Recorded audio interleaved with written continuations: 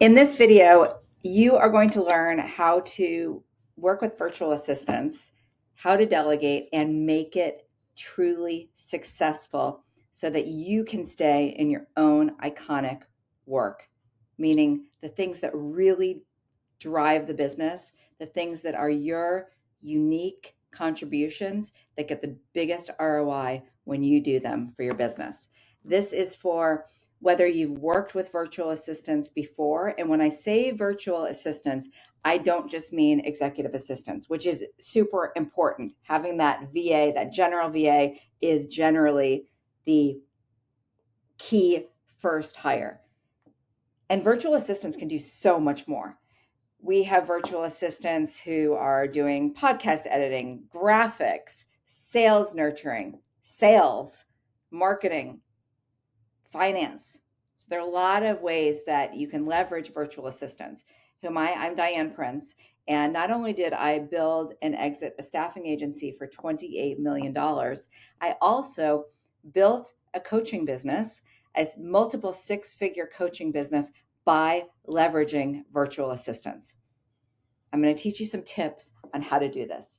When I first started working with virtual assistants, it was not smooth. It was literally a total mess. So I had to learn. I set out to learn. I was fascinated by the availability of global talent as the world got smaller and more accessible.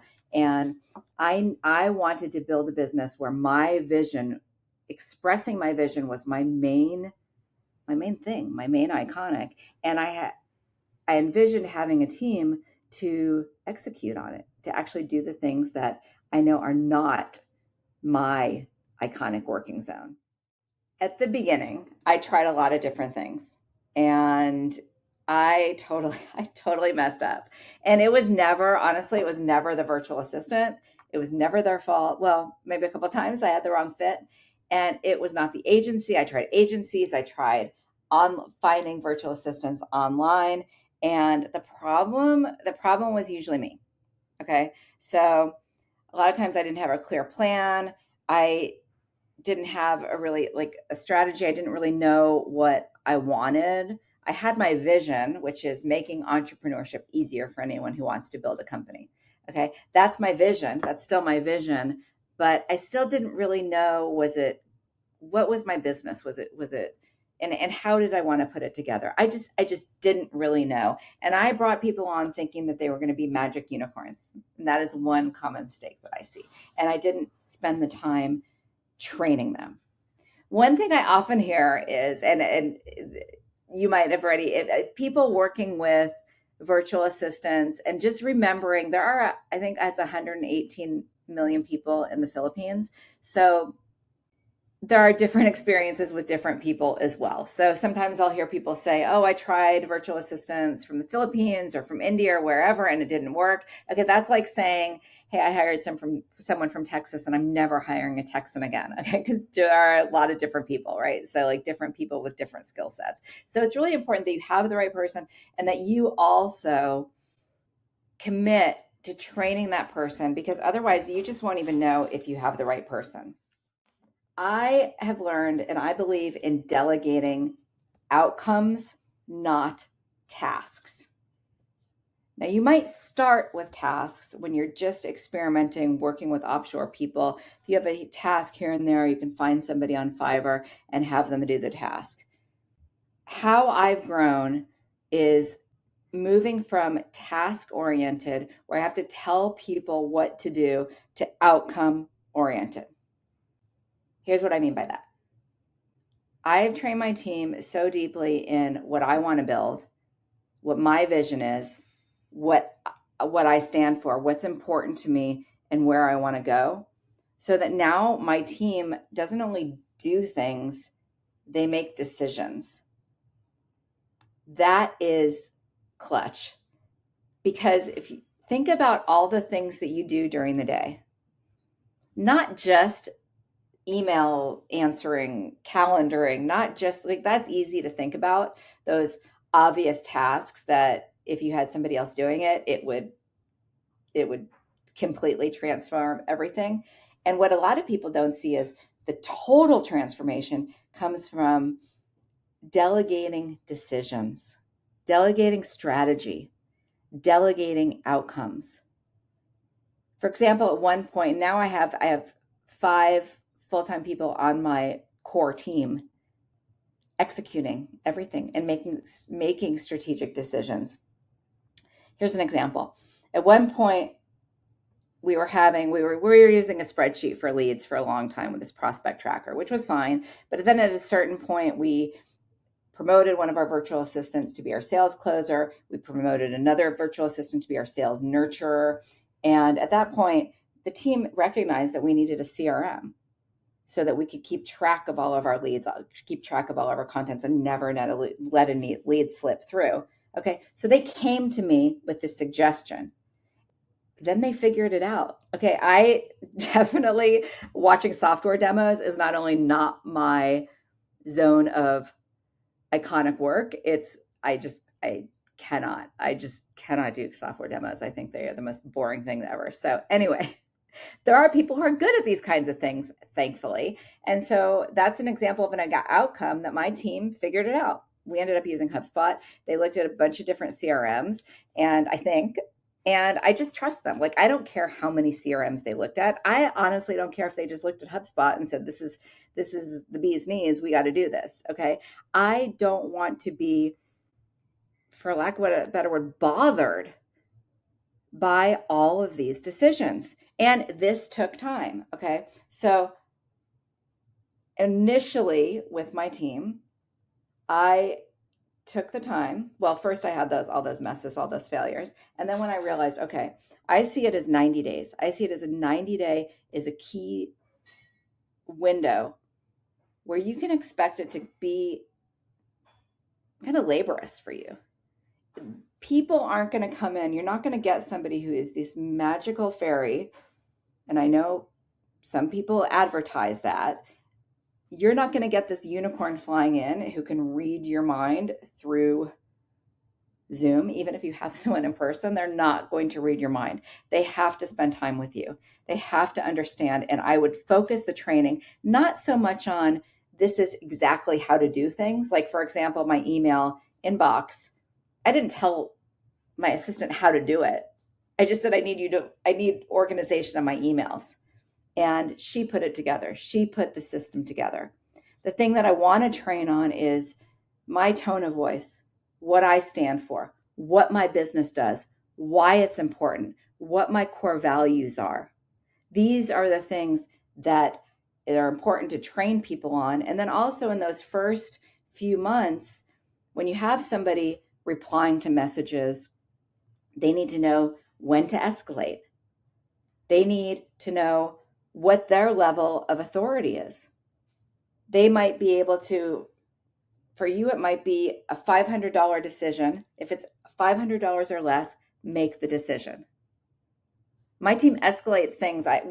Clients or whatever, or employees, I don't even know about it because my team handles it so that I can stay in my own unique and my own iconic working zone.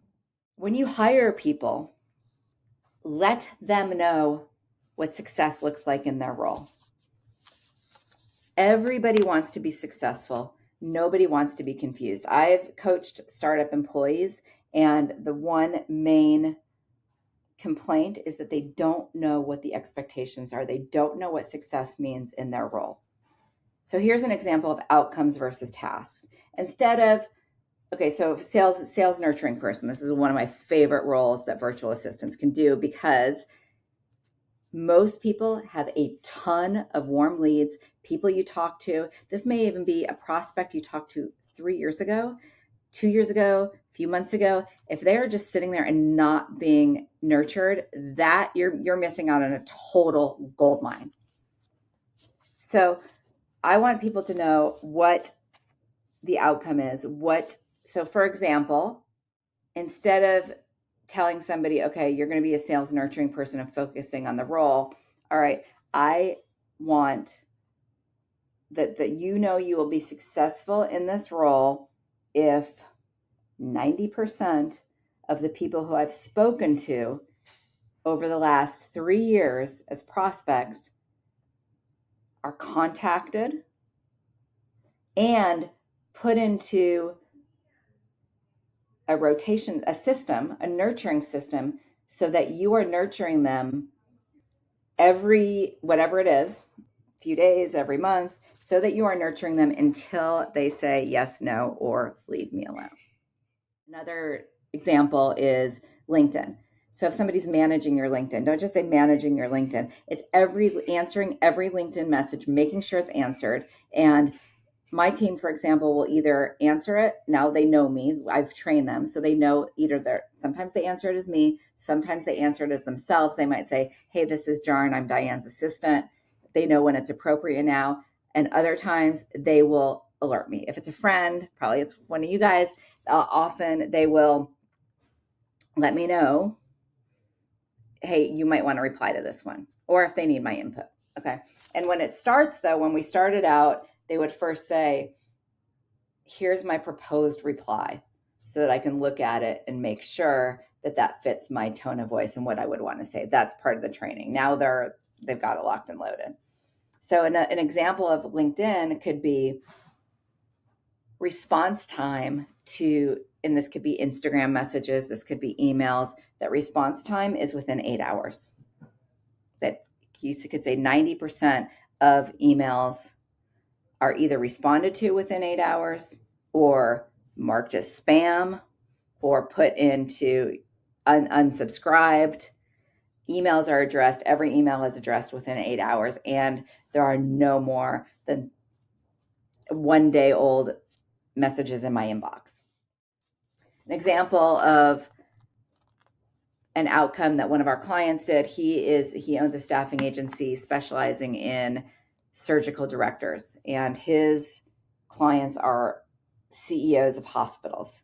So he hired a pioneer, this one of our virtual assistants. He hired them to contact every single hospital in the United States to confirm that the CEO is still that person, the CEOs, to get the name, make sure that they're still in place, and to get that contact information for the CEO. So an example of that outcome was within 90 days, you will have gotten the contact information for at least 80% of hospital CEOs in the entire country. Okay, pretty exciting stuff. Now I've been talking for a little while, and I'm going to ask you, name one task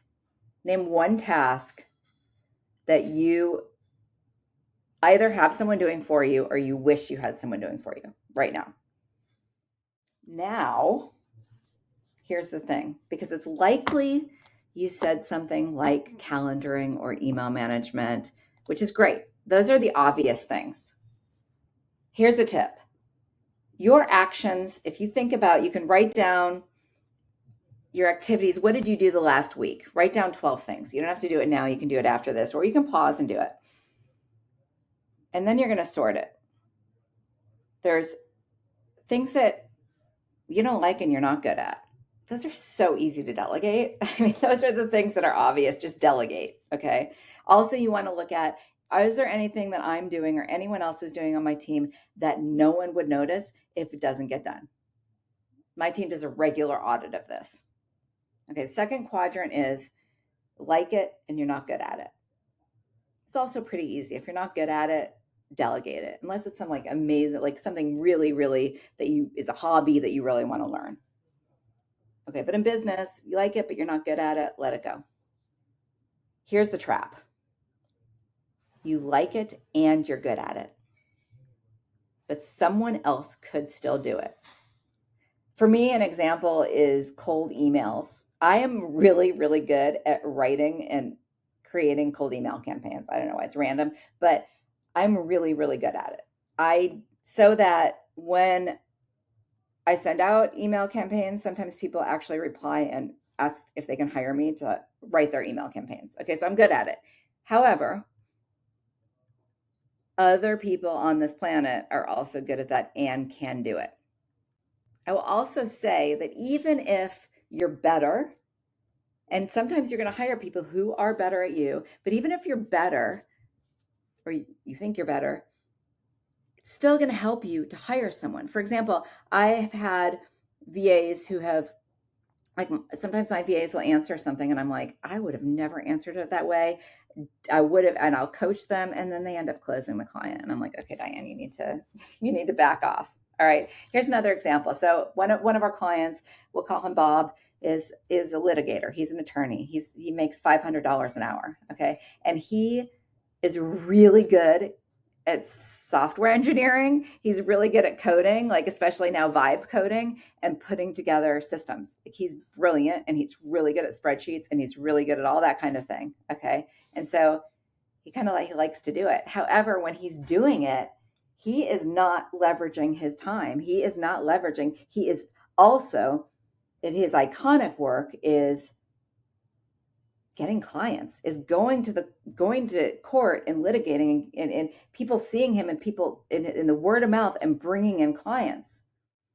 Bob finally started delegating. He actually had a paralegal already. He started delegating to his paralegal more and stepping back, delegating outcomes. He then hired an assistant from the virtual assistant from the Philippines, who ended up organizing his billing and realized there was $20,000 just sitting there in his billing. So that was recovered within a month. Okay.